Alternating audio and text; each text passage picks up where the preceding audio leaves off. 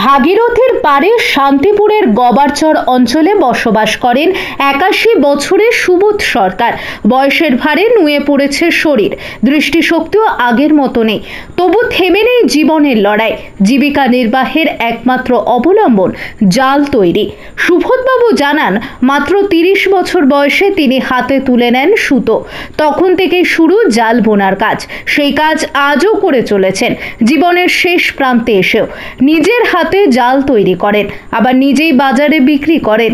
দিনে গড়ে ২০০ টাকার মতো রোজগার হয়। সেই টাকাতেই চলছে স্বামী স্ত্রীর ছোট্ট সংসার। জীবনের এই কঠিন পথে তিনি কখনো ভেঙে পড়েননি। দীর্ঘ সময় ভাগীরথী নদীতে মাছ ধরে সংসার চালিয়েছেন, কিন্তু বয়সের সঙ্গে সঙ্গে শারীরিক সামর্থ্য কমে যাওয়ায় এখন আর নদীতে নামতে পারেন না। তাই আজ তার একমাত্র ভরসা এই জাল তৈরি।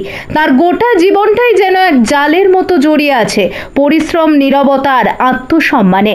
সুবোধবাবুর মতো মানুষরা আজও আমাদের চোখে জীবন্ত প্রেরণা।